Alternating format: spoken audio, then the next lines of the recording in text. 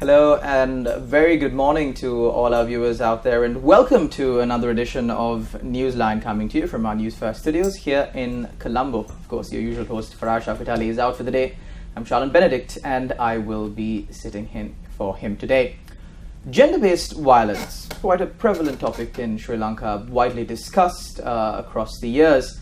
But how far have we progressed in addressing this issue? Today in our studios, we've got with us Ritsu Nacken, the co-chair of the National Forum Against Gender-based Violence, and also the UNFPA Representative in Sri Lanka. A very good morning, Ritsu, and welcome to the show.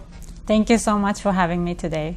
Ritsu, the United Nations Population Fund, what is it exactly doing in the to address the issue of gender-based violence?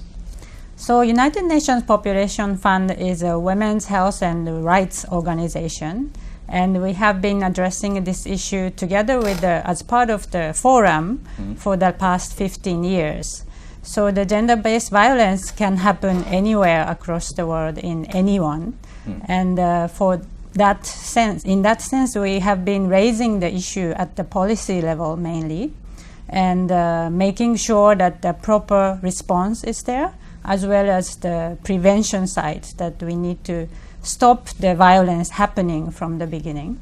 So that's what we have been doing over the past 15 years, yes. So Ritsu, you might be closely associated with this area of gender-based violence.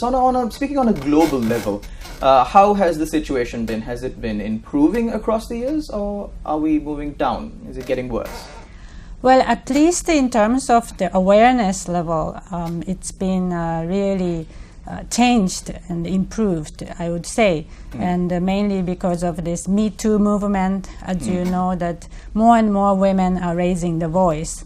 So I think in terms of statistics, the number of women who would report these violence incidents is increasing, and may not necessarily mean the situation is getting worse. But it does mean that the more women identify that this is not right, and this is something it has to be addressed.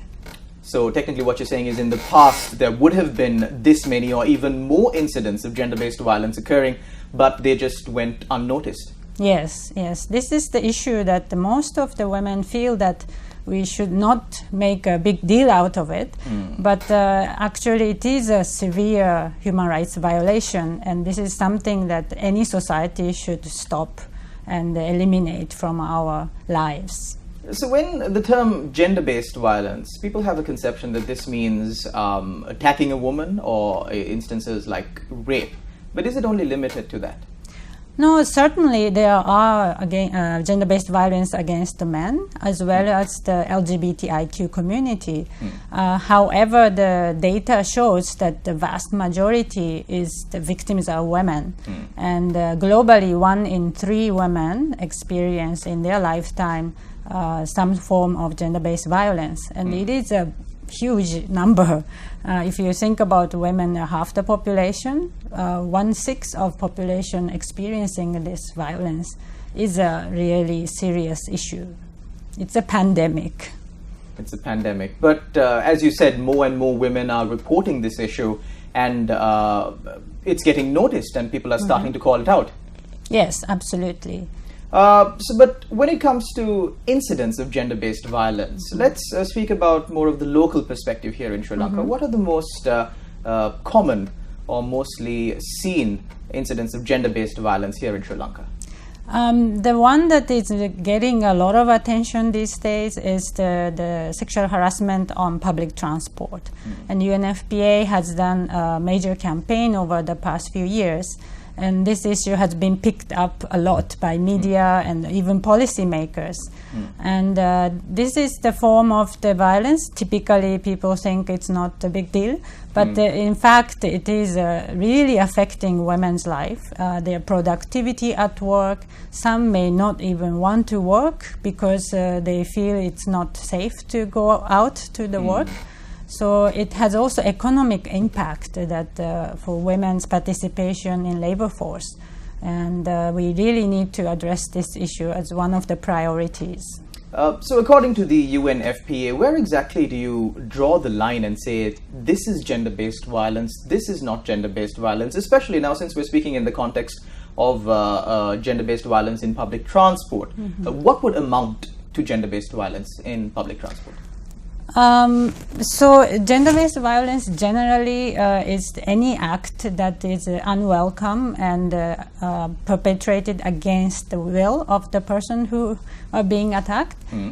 So that's the general definition. But in terms of the workplace definition, we have a new ILO convention that was recently adopted, and that has really specifically talk about the definition, including what it means in terms of commuting to work. So that is the basis for the definition we have. So an incident of catcalling inside a public transport or on the road would amount to gender-based violence. Absolutely, because that's the act that women do not welcome.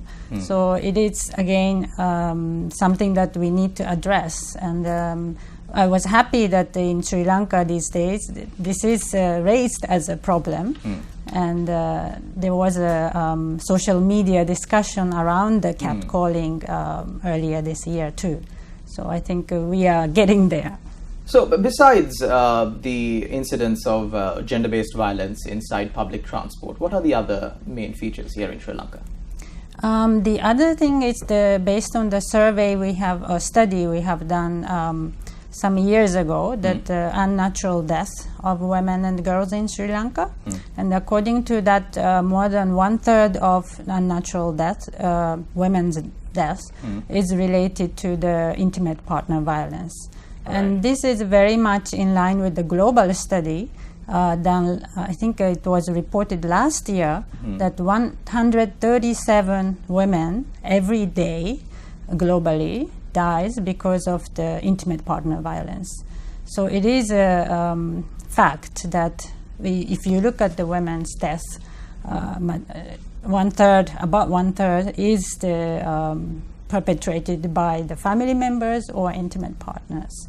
And it is shocking, and we really need to address this issue. Has the UNFPA looked into the reasons behind this?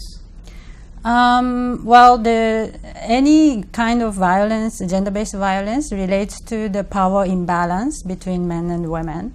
So that's the causes of the gender-based violence. And we need to address that issue from the early on, because we have evidence that if, as a child, experience violence or even witness the violence at home, they are more likely to become either perpetrator or victim of gender-based violence in future. So at the family level and also school level, we need to educate children how you have a healthy relationship, non-violent relationship, and making sure that the kids and children understand that importance of having a healthy and harmonious relationship. Also, another issue, especially here in Sri Lanka, in the rural areas of Sri Lanka, is the fact that some girls or women don't even know that they've been subject to gender-based violence. And these are forms of serious gender-based violence like sexual harassment or even rape at certain instances. Absolutely. I think this is where the awareness has to really come in. And I can relate to this because even when I was working in Japan, I felt that it is not appropriate to raise issue when I experienced sexual harassment at work. It was I considered to be normal. And we were very much, as a young woman, we were very much told told to remain silent.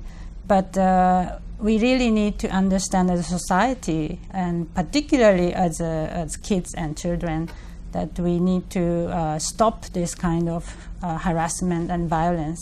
That's a one step towards the more inclusive and peaceful society. And I also, I was watching this documentary on social media recently, done by the BBC, I believe, regarding gender-based violence or rape in India. And one of the main issues that they identified was the fact of victim blaming. In many areas in India, when they conducted the survey, people used to say, you can't clap with one hand. The victim is also to blame. The way the victim dresses, the way the victim would have acted with the rapist really mattered. And that concept is, I'd say, to a certain degree, prevalent here in Sri Lanka as well and across the globe, I believe. Yes, you are raising a very pertinent issue here, because victimization of victim, re-victimization of victim is a huge issue, particularly when it comes to reporting the cases. And in our study, the 90% of women experience sexual harassment on public transport, but only 4% report to the police. Why? Because they feel they will be re-victimized. People will ask you, what were you wearing and what did you do? And we really need to understand that it doesn't depend on the victim. It is about the perpetrator. And there was even an exhibition, some parts of the world, that shows the clothes that women were wearing when they were harassed. There was also a museum, I think. And it shows it doesn't matter what you're wearing. You can be wearing a uniform or even non-dress, and you get, harassed. So we need to change the perspective. This is an issue about men and perpetrators' concept and ideas, mindset. And it's not only the mindset of the perpetrators, it's the mindset of the society in whole. Absolutely. Where they believe that the dignity of an entire family or whatever their unit depends on the chastity of the girl. Yes, absolutely. And that the girl being a victim is demeaning to that chastity. Yes. And this is why what we call the bystander intervention is very important. Right. That when you look at you witness some cases of harassment, they should raise the voice and they say, like, this is not okay. We have to stop that. And that kind of courage is required for each of us. All of us can make a difference in this journey towards eliminating violence against women and girls. Ritsu, we identified certain issues, especially concerning here in Sri Lanka locally. But let's move on to some of the solutions that, or the possible solutions that can be made. Of course, you were speaking about a transition in the way that people view gender-based violence and re-victimization of the victim. But all these change in concepts, the change in the people's mindsets, in the perspective of society in whole, those are all long-term goals. In the short term, what can we really do? As part of the general public, moreover, what can we really do? Sure. And as I said, that it's very important to start with children. And this is why UNFPA has been working with the Ministry of Education and other partner organizations to make sure that the sexuality education is well integrated in the school curriculum. And by doing that, we can teach kids that what's the good way of relating people, the issue of consent. What does it mean by consent? And that helps children to understand that we need to be very mindful of what it means when you have a sexual relationship, or what it means when you are having boyfriend and girlfriend. That's a very important first step. But more broadly also, because many of the Sri Lankans have not had sexuality education, even adults have a limited understanding. So we have been trying to raise more awareness on this issue, and a lot of people came on board, and a lot of organizations have been supporting this effort. So I'm quite hopeful that there has been good improvements, and we'll continue this effort together with our partners. Of course, as you quite rightly mentioned, there is a bit of a taboo surrounding sexuality education, and of course it must be highlighted that ignorance leads to chaos. Knowledge never leads to chaos. So it's very important that the younger generations are educated on this. And since gender-based violence are directed mostly, as you quite rightly mentioned, against women, is it only women who need sexuality education, or how does that work? No, absolutely not. It is both men and women's issue. And actually, the sexuality education, we have a data that proves that if you teach kids the sexuality education that they avoid the risky sexual behavior. And that relates to both boys and girls who will have a much more careful sort of life decisions. And both boys and girls can think about what it means to have relationships, right? So definitely this is not just a girls' issue, a women's issue, and we need men and boys engagement, and that's one very important aspect that we emphasize when we talk about gender-based violence. So Ritsu, when you're speaking about gender-based violence and how education can curb gender-based violence, educating men on giving them sexuality education, how exactly is that going to relate to reduce gender-based violence against women? Yes, so unfortunately, many men and boys learn about sexual relationships through porn or incorrect information online. So if you have a proper sexuality education, boys and men can also learn the accurate information and accurate knowledge about how relationships should work. And that's a very important point. And I know that there are organizations that work towards more engaging men and boys in this effort. And certainly issues like family planning is both men and women's issue. It's not just women's issue. Yes. Also, one problem that popped up in my mind just now was the fact of gender-based violence is not only directed towards women. As you mentioned before, it's against men and women. We see issues of ragging, especially in universities. Does this also fall under the category of gender-based violence? Absolutely. I heard that quite a few cases relates to the gender-based violence. And in fact, UNFPA has been going around across the island using the forum theater methodologies and raised this particular issue in relation to other our mandated areas such as the unwanted pregnancy and gender-based violence.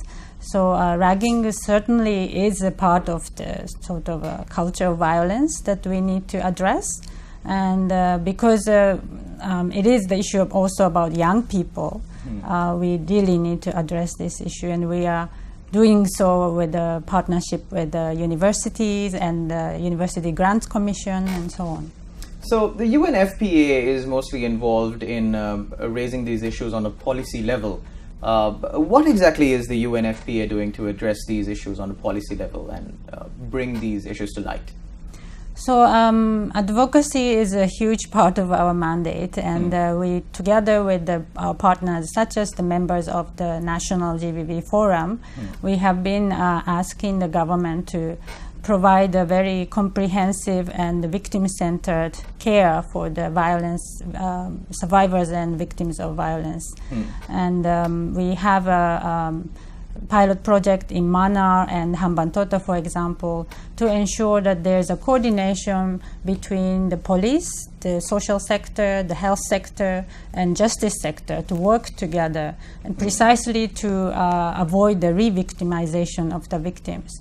So by this coordinated approach, if this could be institutionalized, the women will come forward more, and they will have a much better care when they experience the violence. So this is one way to advocate to the government to establish this kind of system and structure in place in every part of the country. So these efforts that you've embarked on, how far has it yielded any result? I do believe it is improving the services for victims and the survivors. But we are also partnering with, this is a part of the Canada-funded project that Department of Census and Statistics to have a prevalence data on violence against women and girls. So this data should show how far we have gone, and also this will be, because this is the first national level prevalence survey, this will be a baseline for our future efforts. And I have to say, so far the data has been rather limited. It has been anecdotal or a very small scale. So this data will change our sort of advocacy effort to have a much more targeted interventions and policy advocacy efforts. Because knowing what you're up against is half the war won. Absolutely, yes. So, speaking regarding the coordinated efforts between the police, the health sector, and the justice system, we know that when there is an incident of gender-based violence, like you said before, there is re-victimization of the victim, be it at the police station, at the medical facility, or the judicial system. On the short term, are there any efforts or any efforts that you know about that are done by either the government or NGOs to help these victims, to come out, to support them in the short term? Because massive change, structural change, institutional change, that's a long-term goal. But on the short term, for people who are experiencing this right now, what are their alternatives? Well, there are a limited number of shelters operated by mainly by the NGOs, such as Women in Need, and they are doing their very level best to support women. And I have visited some of those shelters, and the situation is quite difficult. And through the actually Japanese-funded project, we are supporting those shelters. But there are a lot of efforts, both by the public officials as well as the NGO sectors, to really support these women with the limited sources. So I do believe that another very important advocacy effort is to allocate a national budget to this kind of support, because supporting the current victim is one way of stopping the future violence, because very often it's a recurring So currently violence. the projects under the Ministry of Women and Children, are there any projects to support these women? Is it adequate? Actually, they have the National Action Plan to eliminate the sexual and gender-based violence, which was supported by UNDP and UNFPA and other UN agencies in terms of developing those framework. And again, the ministry is doing really their very best to support and implement these National Action Plan. But again, they have limited resources, so we really need to work together and harness our effort to really fully implement these national action plans. Also, I'd like to bring up another issue with you, Ritsu. Feminism. Of course, feminists are one of the main people who advocate for such matters, gender-based violence, be it against men or women. But there is a misconception in society that it is only only a woman who can be a feminist. Is this true? No, I think there are quite a few very proud feminist men, and we really need more of them. And it starts from very small steps, how you speak to your child, boys and girls. If you can encourage girls to take up the occupation or jobs that are typically men's, that's one way of expressing your feminist spirit. And it's a misconception that people think a feminist is aggressive, and they think we don't need men, and we certainly need men, and we want to work together, because what we would like to achieve is the common goal that both men and women and people with a different sexuality and gender identity to live fulfilling and life with the dignity. So I think we encourage all more men to claim that they are feminist and address this power imbalance between men and women. Also, Ritsu, we're in the final few minutes of our show. There are women who are subject to gender-based violence every day.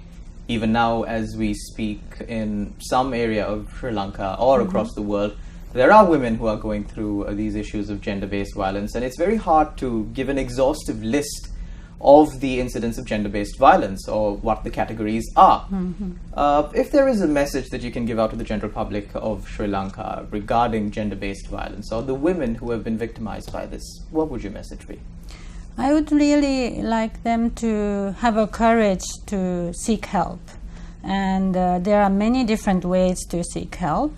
In some cases, it may be life-threatening to just confront with the perpetrator when the situation is really bad. So in that case, you can still talk to someone you can trust, your parents, your friends, or there are health sector officials in many hospitals in Sri Lanka. We have a Metro Peers, which is the gender-based violence desk. So you could go there, you could go to police if you feel comfortable. So it's important that you don't just keep silent, but raise the issue and talk about it with anyone you feel that you can trust. Because with the silence at home, it can become worse and worse. And there are unfortunately many cases that it ended up murder. So it's important that you will seek help one way or another, and we hope that we can provide also support to all these systems that should address this issue throughout the country. And speaking out against these issues, bringing it to the notice of the relevant authorities is not you standing up for yourself. It's you standing up against the system. It's you standing up for every other person who has gone through gender-based violence, be it man or woman. Yes, am I correct? Absolutely. And you have a right and choice to make a difference. You should not feel hopeless or helpless. There are people who would like to help those victims and survivors. And I met so many wonderful civil society as well as public sector officials who are working day and night to support these women. So please do seek help, and we shall make a difference in their lives. Of course, Ritsu Nacken, thank you very much for joining us on our show this morning. She's the co-chair of the National Forum Against Gender-Based Violence and the representative in Sri Lanka for the UNFPA. Thank you very much for joining us on our show this morning. Thank you so much. And that's it for Newsline today. Do join us again tomorrow as we bring you the same program, same time, same place. Thank you very much for joining us. Until next time, take care and God bless.